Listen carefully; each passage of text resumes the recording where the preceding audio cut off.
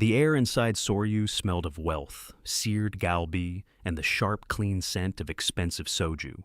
It was an atmosphere thick with power, the kind that cost more per cubic foot than the rent on Amara's entire apartment building. For the men who dined in its private paper-screened rooms, it was the scent of victory. For Amara, it mostly smelled like survival. Her black uniform was a void against the restaurant's backdrop of warm cedar and polished stone. It was designed to make her disappear, to be a silent, efficient shadow, delivering plates of intricate banchan and refilling small ceramic cups. She moved with a practiced grace, her steps measured, her posture impeccable. It was a stillness learned long before she'd ever tied the apron of a waitress. Her hands, long-fingered and steady, arranged a platter of glistening sea squirt with the precision of a surgeon, but it was her eyes that held the truth of her. Watchful, intelligent, they absorbed everything. The subtle shift in a bodyguard's stance, the tremor in a junior executive's hand as he poured for his boss, the predatory smile of a man sealing a deal that would ruin another. Tonight, the air was tighter than usual. A charge of anxiety crackled through the staff, a low hum beneath the polite murmur of the dining rooms. Mr. Choi, the floor manager, scurried between the kitchen and the main hall, his face pale and beaded with sweat. He gathered the servers, his voice a frantic whisper.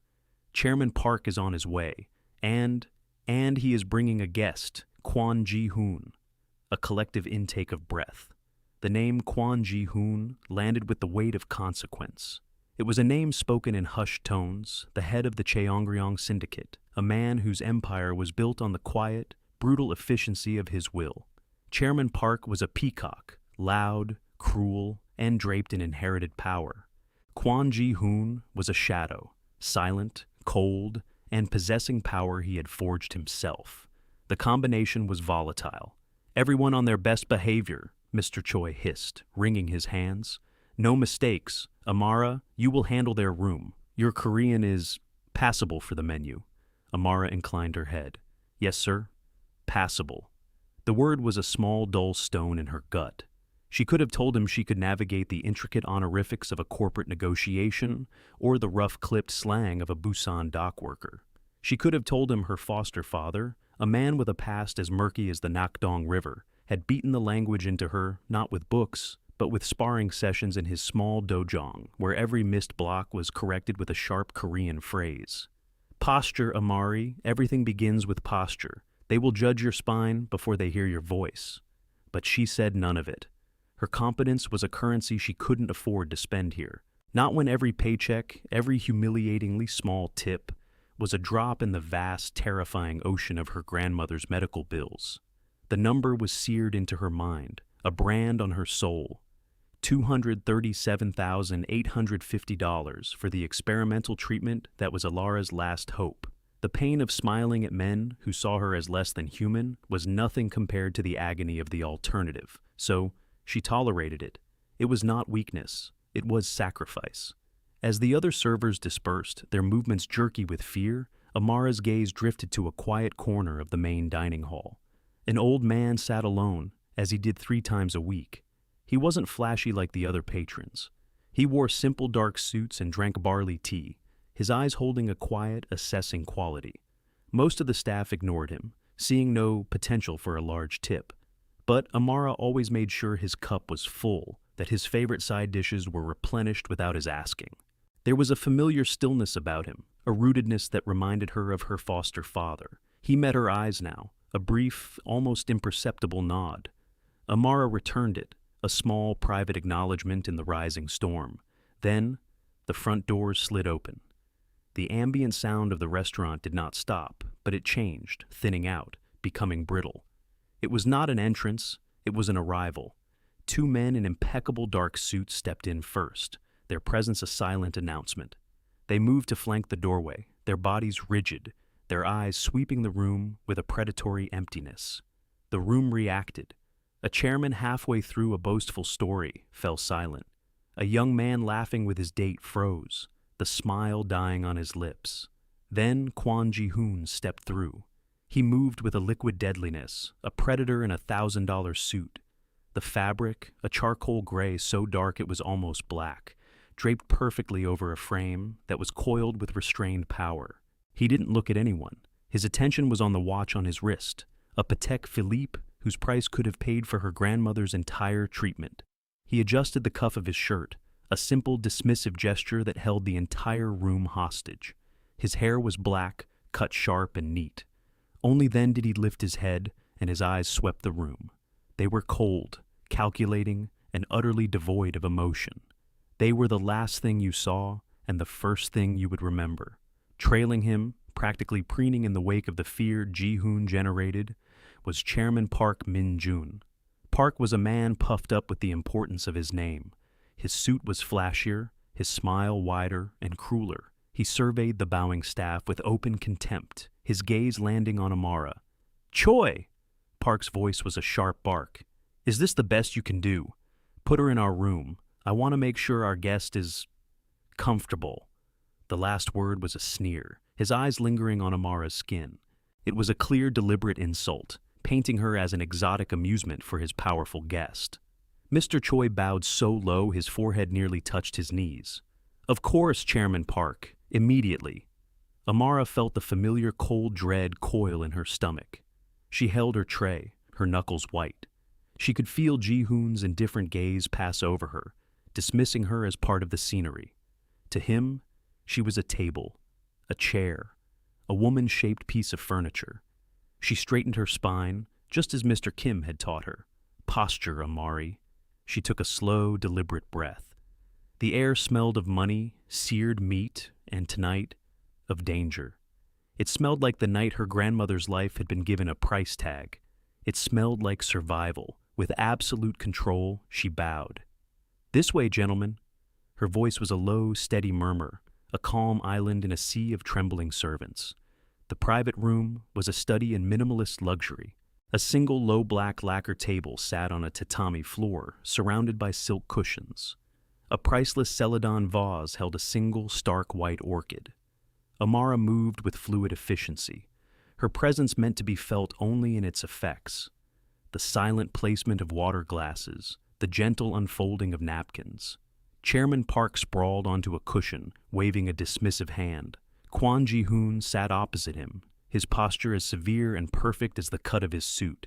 He placed his phone face down on the table, a gesture of finality. The meeting had begun. His men stood like statues outside the closed shoji screen. "A drink, Ji-hoon-si," Park boomed, playing the magnanimous host. "The best soju. This place has a private stock." He turned his eyes on Amara. "You, bring the YOX, premium, and be quick about it." "Yes, sir," Amara murmured, backing out of the room.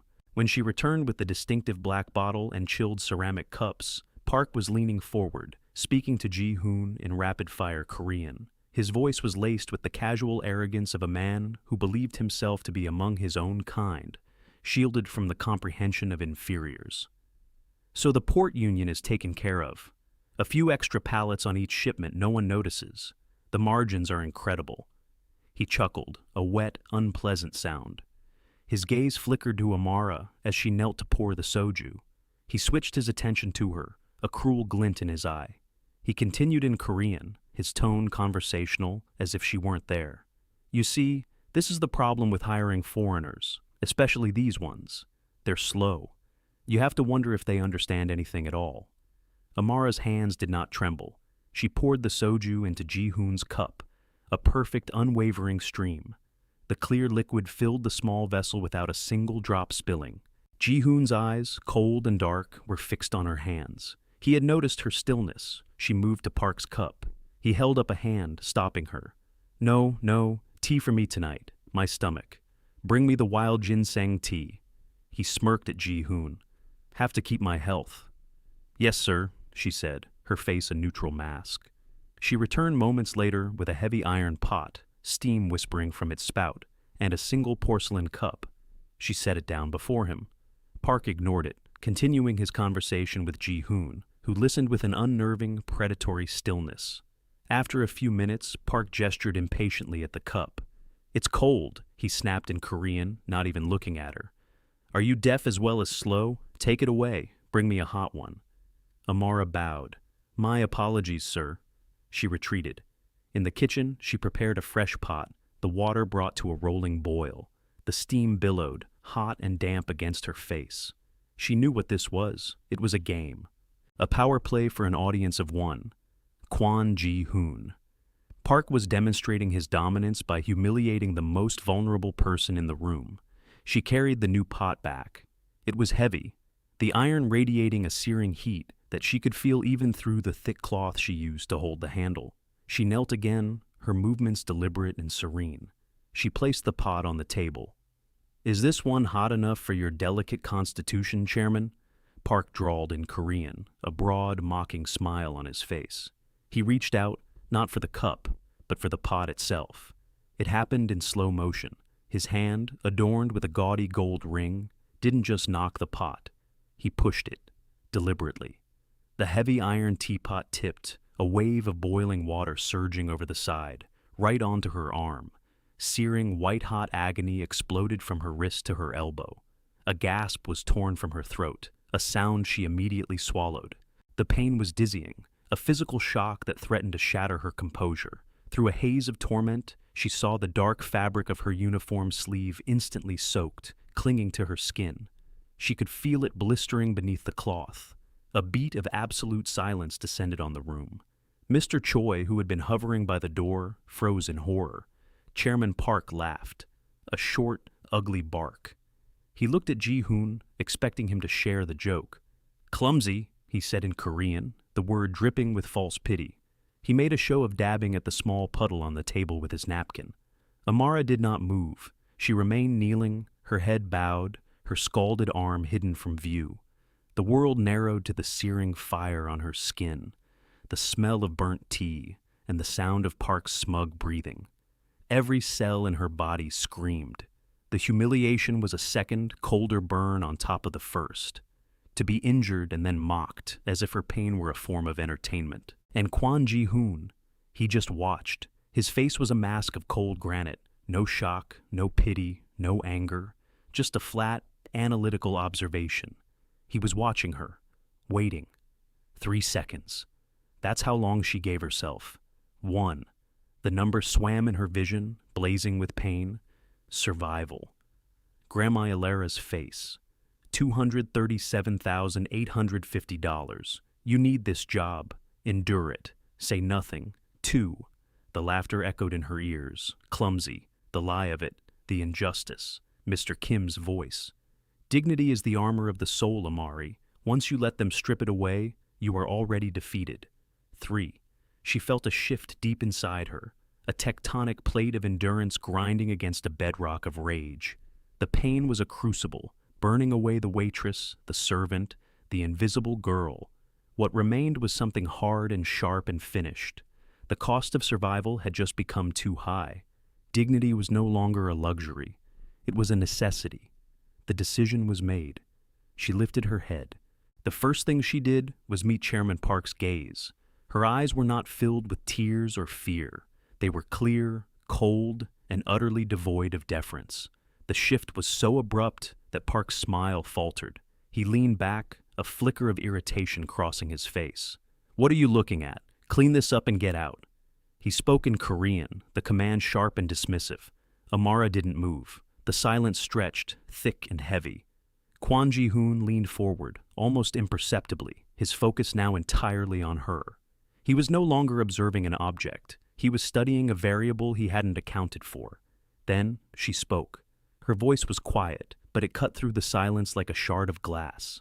She replied in flawless, formal Korean, her pronunciation perfect, her tone icy with precision.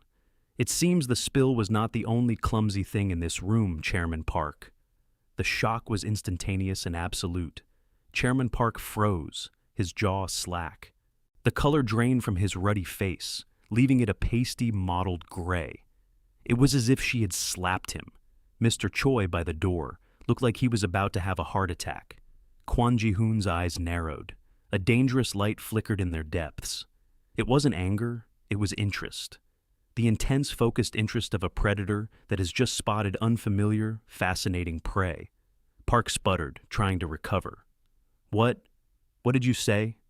Amara's posture changed. She rose from her knees, not quickly, but with a deliberate, fluid grace.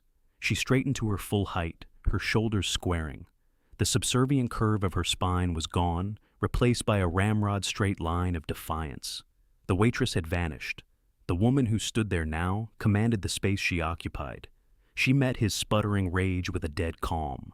She switched her Korean, letting the crisp Seoul dialect melt away into the rougher, more guttural tones of the Busan coast. The language of dock workers, fishermen, and gangsters. The language of her foster father. "I said," she repeated, her voice low and carrying a new, harder edge. "Your manners are as weak as your tea. Did you think my ears were painted on? Or that my skin color determines my intellect?" Each word was a perfectly placed blow. Using the Busan dialect was the masterstroke. It wasn't just fluency. It was a claim to a deeper, more intrinsic part of the culture, a world Park looked down on, but that Ji-hoon's own organization was rooted in. Park scrambled to his feet, his face contorted with fury and humiliation. "You? Who do you think you are? Security? Choi? Get this insolent bitch out of my sight!" Mr. Choi flinched, starting to move, but a quiet voice stopped him cold. "She stays." It was Kwon Ji-hoon. He hadn't moved a muscle. He hadn't raised his voice. The two words were spoken with a deadly quiet, an absolute authority that brooked no argument. Every person in the vicinity froze. One of Park's junior associates, seated at a nearby table and eager to curry favor, stood up. "Chairman, perhaps we should leave this unpleasant establishment." Ji-hoon's gaze slid to the man. It was a look of pure, Arctic cold. "Sit down," he commanded. The words were not a request. The man dropped back into his chair as if his strings had been cut. The power in the room had just re-centered, moving from the blustering Chairman Park to the silent woman with the burn on her arm, and the quiet man who had just claimed her as his territory. Park, utterly undone, pointed a trembling finger at Amara. "Do you know who I am? I will have you fired. I will have you blacklisted from every restaurant in this city." Amara looked at his trembling finger, then back to his face. A small, chilling smile touched her lips. It did not reach her eyes. "Just a waitress," she said in English, the words dripping with ironic weight. She switched back to Korean. "With good ears." She turned her attention to Kwon Ji-hoon, addressing him with a respect that was now a choice, not a requirement. "My apologies for the disturbance, Kwon Ji-hoon Si. It appears the chairman has had a difficult day." It was a dismissal, a public neutering. She had reduced Park to a temperamental child in front of the one man whose respect he desperately craved. Ji-hoon finally moved. He stood, his presence filling the room. He gave Park a look of profound disappointment, the kind a butcher might give a flawed cut of meat. "Park Min-jun," Ji-hoon said, his voice soft, which made it all the more terrifying. "You are an embarrassment. The noise you make is disproportionate to your value." He gestured to his men at the door. "See the chairman out? My business here is concluded." Two of Ji-hoon's men entered, their faces impassive. They flanked Park, their proximity a silent threat. Park's face was a mask of disbelief and fury. "You can't—" "Our deal." "There is no deal," Ji-hoon stated. He turned his back on Park, the ultimate insult. As Park was escorted out, sputtering threats and curses, Ji-hoon's gaze returned to Amara. The room was silent, save for the fading sounds of Park's outrage. Mr. Choi and the other staff had melted away, leaving only the two of them and Ji-hoon's silent guards. He gestured to her arm, which she was now holding protectively. "That needs to be seen to." "I'm fine," she said, her voice tight. The adrenaline was fading, and the pain was returning in a tidal wave. He ignored her protest. He spoke to one of his men in rapid Korean. "Bring my personal physician, now, to my suite at the Shilla." The man bowed and vanished. Ji-hoon looked back at Amara. The analytical curiosity was still there, but now it was sharpened, honed to a fine point. He wasn't looking at an anomaly anymore. He was looking at an asset, or a weapon. "You are no waitress," he said. It was a statement of fact. "I am until I pay my last bill," she replied, her voice steady despite the fire in her arm. "Your name?" "Amara." "Just Amara?" "It's enough." He considered her for a long moment, his eyes searching hers, looking for the cracks, the tells. He found none. He found only the same unnerving stillness she had shown under fire. "The dialect," he said. "Busan." not learn it in a classroom. My foster father was from there, she said, offering a small, calculated piece of her past. He was a man who believed in discipline. What was his name? Kim Min-soo. She watched for a reaction. The name was small time, old school, but in certain circles it still held the weight of a bygone honor, a flicker of recognition in Ji-hoon's eyes. The Tiger of Sasang. He died 10 years ago. He taught me many things, Amara said quietly. How to stand, how to listen, and how to know when a man is all noise. A rare, almost invisible smile touched Ji-hoon's lips. It was gone as quickly as it appeared. Chairman Park has been a problem for some time. His shipping business is inefficient. He hides his incompetence behind a wall of inherited money and cheap cruelty. He paused, his gaze intense. You have a unique perspective. You are invisible until you choose not to be. You understand the language of the powerful and the posture of the powerless. This gives you access. This was it. The offer, the trade. He wasn't offering to save her. He was offering to use her, and in turn, for her to use him. What do you want? She asked, her voice clear and direct. This was a negotiation. I want to know everything about Park Min-jun's operation. The real one. The one he bragged about when he thought you couldn't understand, Ji-hoon stated. I provide the platform, the resources, the protection. You provide the method. The pain in her arm was a screaming inferno, but her mind was icily clear. This was a door opening. A door out of the suffocating world of bowing and scraping, of enduring humiliation for scraps. It was a dangerous door, leading into a world of shadows and violence, but it was a door she could walk through on her own terms. She thought of her grandmother, of the crushing weight of the bills. Ji-hoon's resources could solve that problem in an instant, but it couldn't be a gift. It had to be payment, an advance on services rendered. My grandmother is ill, she said, her voice flat, laying her own terms on the table. She requires experimental treatment. It's expensive. Ji-hoon didn't offer sympathy. He offered a solution. Give my associate the details. The cost will be covered. Consider it a signing bonus. She met his gaze, unflinching. And my current employment? You just quit, he said.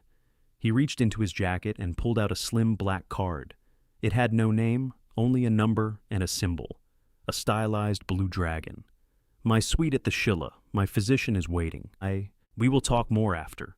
She took the card. Her fingers brushed his, a brief electric contact. His skin was cool. She looked at her arm, at the soaked, ruined sleeve. The burn was the price of admission. The card in her hand was the key. She had been targeted, she had endured, and she had made her choice. Now, the war began. I'll be there, she said. The penthouse suite at the Shilla Hotel was less a room and more a kingdom in the sky. Floor-to-ceiling windows revealed a glittering panorama of Seoul, a city laid out like a carpet of jewels. The decor was all dark wood, cool marble, and muted silks, the air scented with something clean and expensive. It was the same smell of wealth from the restaurant, but purer, more concentrated. A quiet, middle-aged man with kind eyes and the steady hands of a professional was waiting. He introduced himself as Dr. Lee. He worked with a quiet efficiency, cutting away the ruined sleeve of her uniform. The skin beneath was an angry landscape of red and blistering white. Amara hissed as the air hit it, the first sound of pain she had allowed herself to make.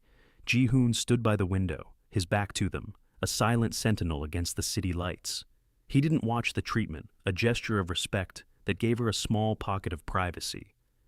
This is a second-degree burn, possibly verging on third in some places, Dr. Lee said, his voice calm and reassuring. It will scar without proper care. He worked gently, applying a cooling salve that immediately began to soothe the fiery pain, then wrapping her arm in sterile white gauze. I will leave you with supplies and instructions.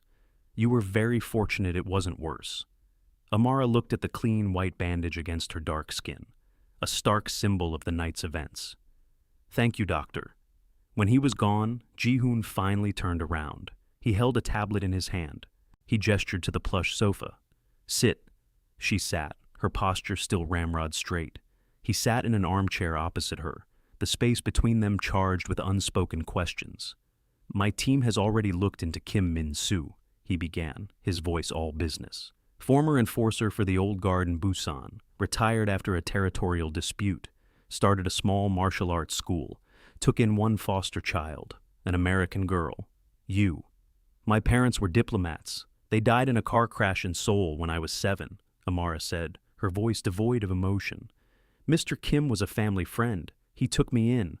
He was more of a father to me than my own. He taught you more than language and posture, Ji-hoon observed, his eyes flicking to the way she held herself, the coiled readiness even at rest. He taught me to survive, she confirmed. And you? Your father is Kwon Tai-soo, the man they call the Dragon of Yeouido, the man who built the Cheongryong Syndicate from nothing. Ji-hoon's expression didn't change, but his eyes sharpened. You know who he is.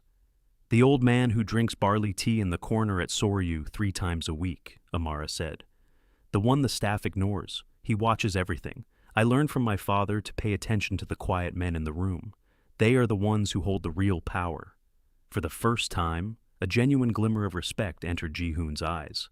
He speaks of you. He said there was a server with the eyes of a general. I assumed he was being poetic. He is a good judge of character, Amara replied simply. As am I, Ji-hoon countered, which brings us to Park Min-joon. I've been maneuvering to acquire his shipping logistics for months. He's sloppy, but his government contracts are valuable. He uses his company as a front for trafficking, not just goods, people. The word landed like a stone in the quiet room. This was bigger than smuggled goods. It was vile. A cold fury, purer and deeper than the anger she'd felt for herself, settled in Amara's chest.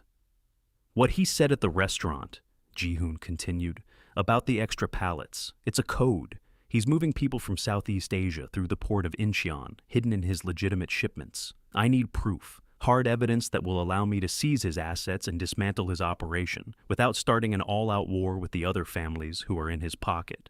You want me to get that proof? Amara stated. You can get closer than any of my men, he affirmed. Park is arrogant. He believes he has won, that he had you fired and humiliated me. He will be careless. His company, Taoyang Logistics, is his weak point. His office is on the 17th floor of the trade tower. Security?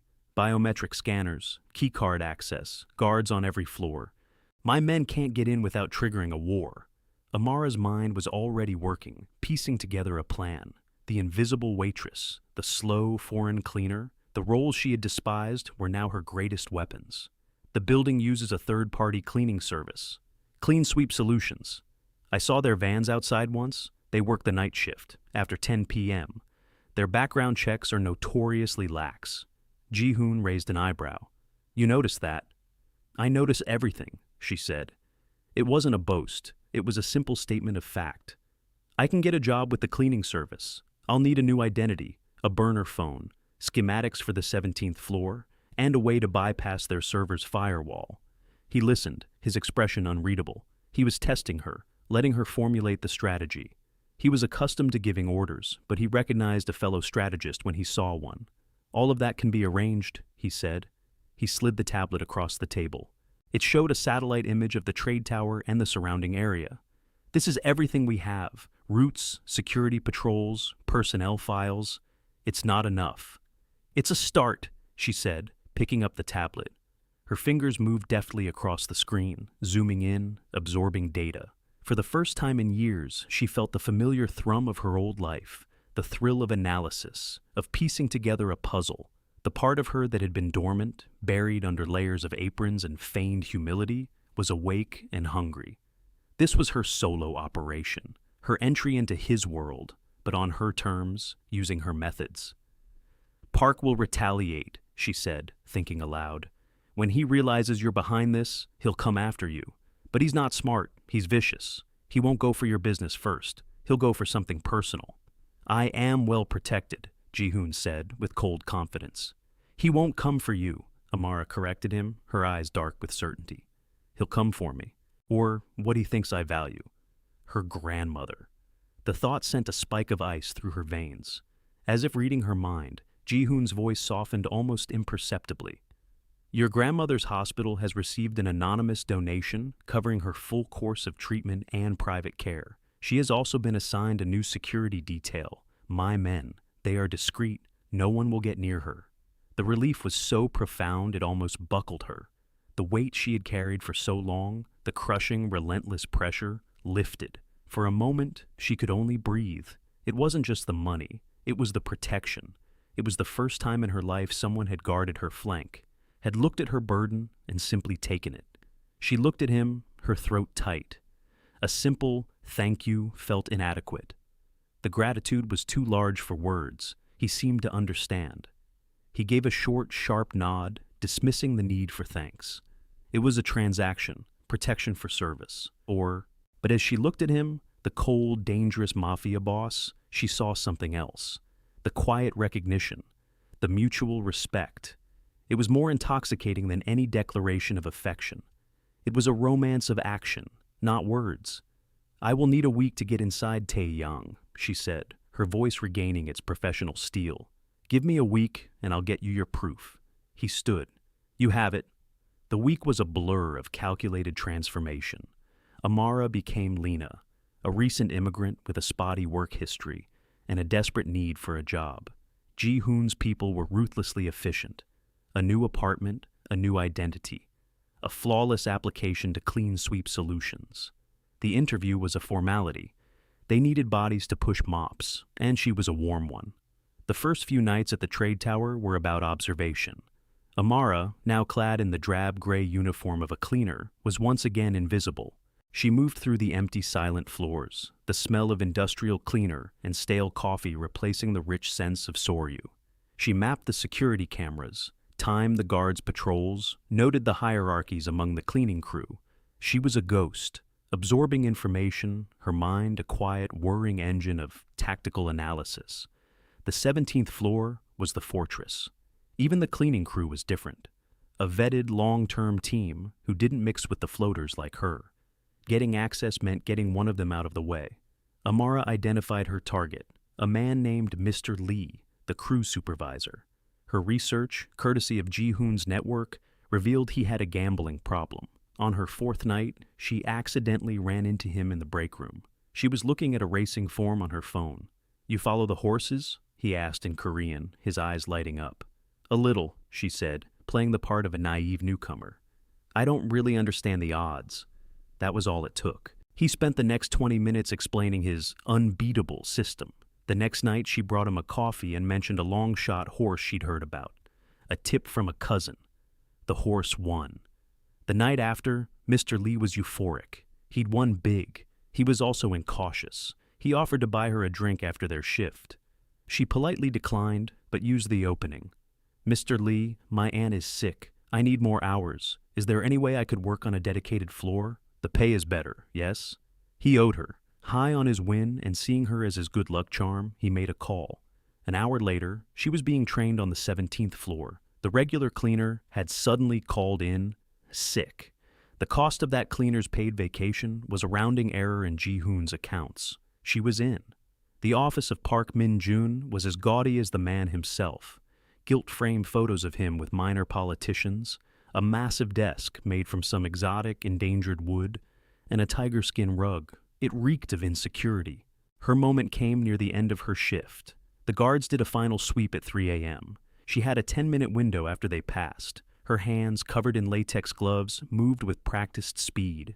She didn't go for his computer. That would be too obvious. She went for the office network hub, concealed behind a panel in the wall. She attached a small black device no bigger than her thumb. A wireless packet sniffer. It would copy every piece of data that moved through his private network and send it to a secure server she controlled. Her heart hammered against her ribs, but her hands were rock steady. Device in place. Panel secured. She was back to mopping the floor with 30 seconds to spare before the next guard was due. The next day, the data started pouring in. Invoices, emails, manifests. Most of it was legitimate corporate traffic, but buried within it, encrypted and coded, was the filth. She worked from her new sterile apartment, her only companions the glow of a laptop screen and the quiet hum of its fan. She cross-referenced shipping routes with dates from Park's coded emails. A pattern emerged. Shipments of textiles from the Philippines. Machine parts from Vietnam. The weights were always wrong. The container numbers corresponded to shell corporations that vanished after a single transaction. And then she found it. A video file, buried deep in a nested folder, mislabeled as Q3 Marketing. It was raw security footage from a warehouse at the Incheon port. It showed Park Min-jun himself, overseeing the unloading of a container, not textiles, people. Terrified, emaciated people being herded like cattle by his thugs. A wave of nausea washed over her. She watched, her face grim, forcing herself to bear witness. This was the proof. The nail for his coffin. She was about to send the file to Ji-hoon when her burner phone rang. It was an unknown number. She almost ignored it, but a cold premonition made her answer. "Lena, see?" The voice was slick, oily, one of Park's lieutenants. "Who is this?" Amara asked, her voice sharp. "Just a friend of Chairman Park. He is very disappointed in you, and in your friend, Kwon Ji-hoon. He feels this rivalry has become distasteful. He believes in striking at what people value." The ice returned to her veins. "What do you want?" "We were just visiting a lovely old woman. Ilara, at the St. Mary's private wing. She has such beautiful flowers in her room. It would be a shame if something were to happen. A mix-up in her medication, perhaps. These things happen. Rage, pure, white-hot, and absolute. It eclipsed everything else. If you touch her..." "The chairman is a reasonable man," the voice purred. "He wants the data you stole, and he wants the name of your source inside his company. You will bring it to him. Pier 7, Incheon Port. Midnight. Come alone. If we see any of Kwon's men, your grandmother's treatment takes a very unfortunate turn. Understood?" The line went dead. She stood perfectly still. The world seemed to hold its breath. They hadn't gotten to her. Not yet. It was a threat. But it was a credible one.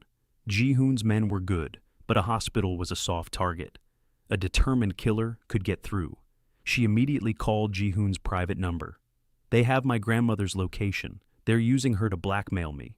There was a moment of silence on his end, then his voice, cold as steel. "My men are moving her now, to a secure location even I can't access without a direct code from you. She will be safe, but they know we're on to them. They will act erratically. They want a meeting, Incheon, Pier 7, midnight. They want the data back." "It's a trap," Ji-hoon said immediately. "They'll kill you." "I know," Amara said. "That's why I'm going. I'll send my men—" "No," she cut him off, her voice commanding. "Your men will be seen a mile away. They're expecting soldiers. They won't be expecting a waitress. This has to be my plan. Your way is a hammer. This needs a scalpel." There was a pause. She was overruling him, the head of the Cheongryong syndicate. She was not his subordinate. She was his partner, and she was taking the lead. "What is your plan?" he asked, the question a concession. He was deferring to her judgment. "I'll go to the meeting," she said, her mind racing, forming the strategy out of the fire of her rage. "But we're not going to give them what they want. We're going to give them what they deserve. You said you wanted to take Park's assets? Let's take everything. But we do it my way." She looked at the video file on her screen, at Park's smug, cruel face. This was no longer just business. It was personal. The air at Incheon Port tasted of salt, rust, and diesel. A damp chill rolled in off the black water, clinging to the rows of silent, hulking containers. Pier 7 was deserted, lit by the sickly orange glow of a few high-mast lamps that cast long, distorted shadows. It was a place for things to be forgotten. Amara walked alone down the center of the pier. She wasn't Lena the cleaner or Amara the waitress. She wore dark, practical clothing, her movements fluid and confident. In her hand, she carried a simple laptop bag. She was the picture of compliance. Bait. She saw them ahead, a cluster of silhouettes near a large, dark blue container. 5 of them. Park Min-jun was not among them. He was too much of a coward. He'd sent his lieutenant, the man with the oily voice. "Right on time," the lieutenant called out as she approached. He was a thick-set man with a cruel smile. "The chairman is pleased." "The drive?" Amara stopped about 20 feet away. "My grandmother. I want proof she's safe." The man chuckled. "She's fine, for now. Give us the drive, and she stays that way." "No," Amara said, her voice calm and carrying in the damp air. That's not how this works. I give you the drive, you kill me, and then you kill her anyway because she's a loose end. I'm not stupid. The lieutenant's smile vanished. You're in no position to negotiate. I think I am, Amara said. She set the laptop bag down and opened it, but she didn't pull out a hard drive. She pulled out a tablet. With a tap of her finger, the screen came to life. It was a live feed. It showed the interior of a lavish office, Chairman Park's office. Park himself was there, pacing nervously, a glass of whiskey in his hand. The lieutenant stared at the screen, confused. What is this? That, Amara said, her voice dropping, is a live feed from a camera I planted in your boss's office. A very, very small camera. Along with a microphone. I've been watching him for 3 days, listening to him panic, listening to him make calls to his partners, the ones he's been skimming from. The thugs shifted nervously. The lieutenant's face paled. And this, Amara continued, tapping the screen again, is the video of your warehouse operation, the human trafficking. It's currently uploading to the National Police Agency's Cybercrime Division, to the top 3 news networks in Seoul, and to a few interested parties, the heads of the families your boss has been cheating. She looked up at him, her eyes glittering in the dim light. The upload is on a dead man's switch. If my heart rate, which is being monitored right now, stops or changes erratically, say, from a bullet, the upload completes instantly. If I don't enter a disarm code every 10 minutes, the upload completes. Right now, it's at 90%. You have about 60 seconds before your world ends. Utter, shocked silence. They were staring at her not as a victim, but as the architect of their doom. You're bluffing, the lieutenant snarled, but his voice lacked conviction. Am I? Amara asked softly. Do you want to bet your life on it? Your boss didn't. On the tablet screen, they all watched as the door to Park's office burst open. 2 men entered. They were not police. They were men in sharp suits, their faces grim. One of them was the son of a rival chairman, a man Park had been complaining about on his hot-mic'd phone calls. They grabbed a protesting Park Min-jun. The feed cut out. Looks like his partners got their copy, Amara noted calmly. The lieutenant's face was a mask of terror. He understood. It was over. He had a choice, a police cell or the wrath of the men his boss had betrayed. Suddenly, from the shadows behind the container, a 6th man emerged. He was holding a gun, and it was pointed directly at Amara. It was a sniper, a professional, Park's last desperate insurance policy. The lieutenant saw him, and a flicker of hope crossed his face. But before the sniper could fire, another figure moved, a black shadow detaching itself from the deeper darkness of the cranes overhead. It was Kwon Ji-hoon. He had been there the whole time, a silent overwatch. He moved with impossible speed, not toward the sniper, but in a blur toward Amara. He didn't tackle her. He slammed into the lieutenant, using the man's body as a shield, a brutal, calculated move. A silenced gunshot coughed once. The lieutenant grunted, a red flower blooming on his chest, and collapsed. Ji-hoon was already moving, drawing his own weapon. His men, materializing from the shadows, converged on the sniper's position with ruthless efficiency. 2 more muffled shots, and then silence. Amara hadn't flinched. She watched Ji-hoon rise, his face cold and lethal. He had used his enemy as a shield to protect her. It was the most romantic thing he could have possibly done. I thought I told you to stay back, she said, her voice steady. You said my men would be seen, he replied, his gaze sweeping the area. I am not my men. He looked at the dead lieutenant, then at her. Your plan was good, but you neglected to account for a desperate man's stupidity. I accounted for it, she countered, tapping her tablet. The upload is complete. She looked him in the eye. I just wanted to see the look on their faces when they realized they'd lost. He held her gaze for a long moment. He saw no fear in her, only a cold, righteous fury that matched his own. He had come to save her, but he realized, with a startling clarity, that she had never been a damsel in distress. She was a queen taking back her kingdom. He was just clearing the board for her. He gave a short, sharp nod of respect. The police are on their way. They will find a shootout between rival gangs. Unfortunate. Very, she agreed, her expression grim. She had won.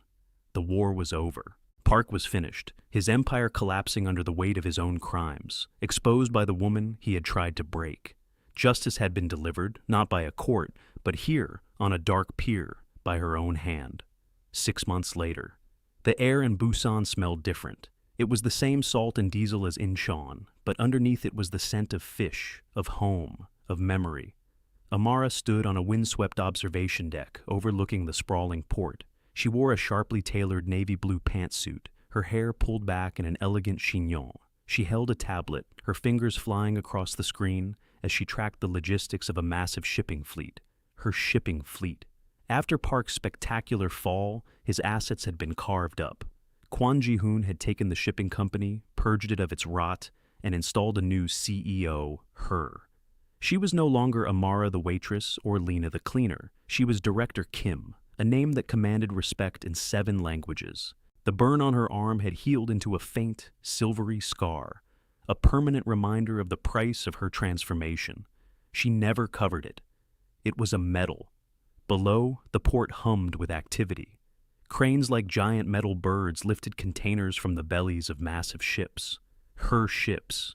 She had rerouted the illicit pathways, turning channels of human misery into legitimate lines of commerce. She had made the operation not only clean, but more profitable than Park had ever dreamed. Her phone buzzed, a picture message. It was from her grandmother. Alara stood in a sun-drenched garden, beaming, a trowel in one hand and a ridiculously oversized zucchini in the other. She was healthy. She was safe. She was happy. Amara smiled, a genuine warm smile that reached her eyes.